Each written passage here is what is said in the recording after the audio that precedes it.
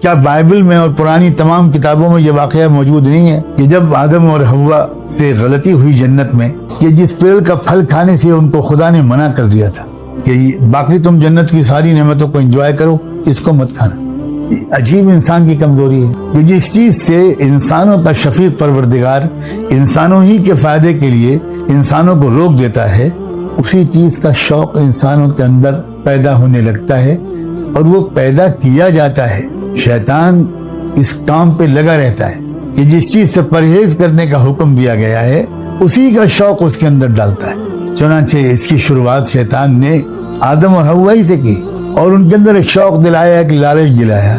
ان دونوں نے اس پیڑ کا پھل کھا لی اور جیسے ہی کھایا ان کے بدن پر جو نورانی لباس تھا، کیا اس کی حقیقت تھی وہ تو اللہ ہی جانتا ہے، ایک دم سے وہ غائب ہو گیا اور وہ ایک دم مادر ذات برہنہ ہو گئے. فَتَفِقَا يَخْصِفَانِ عَلَيْهِمَا نور، جلدی جلدی انہوں نے پیڑ کے پتوں سے اپنے بدن کو ڈھانکا. ایک احساس پیدا ہوا کہ یہ کیا ہوا.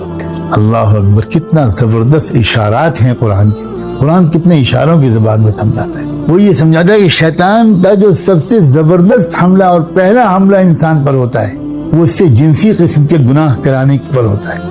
بے شرمی اور بے حیائی اس کے اندر پیدا کرتا ہے، اور یہ بے شرمی اور بے حیائی موجودہ مغربی تہذیب کی ریڑھ کی ہڈی ہے. تو یہ جو تہذیب ہے جو دجال کا فتنہ ہے اور دجال کے لیے دراصل زمین ہموار کرنے والی تہذیب ہے، اس کا کوئی تعلق اس رہنمائی سے نہیں ہے جو انسانیت کی تاریخ کے شروع دور سے آج کے دور تک مسلسل چلی آ رہی، قرآن کے اترنے کے دور تک چلی آ رہی.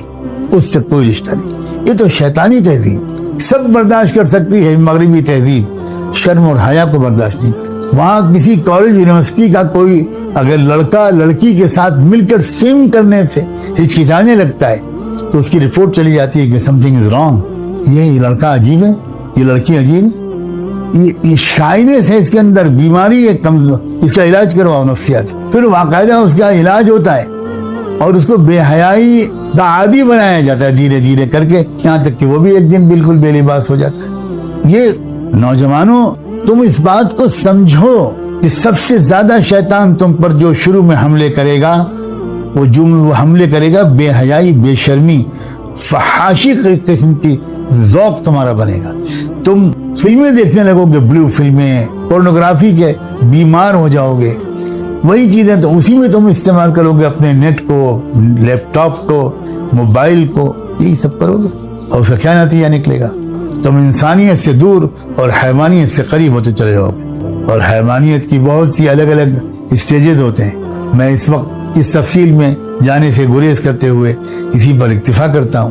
اللہ تعالیٰ اپنے کرم سے اپنی کتاب کی صحیح اور گہری سمجھ عطا فرمائے اور اس کے نور کو اندر اتار دے، تقوی عطا کر دے، پاک دامی عطا کر دے. جو اب تک ہم سے گناہ ہو گئے اللہ ہمیں معاف کر دے. آئندہ 100% ہر قسم کے گناہ سے بچنا ہمارے لیے آسان فرما دے. اس ویڈیو کو شیئر کریں اور مزید ویڈیوز کے لیے ہمارے چینل کو سبسکرائب کریں. شکریہ.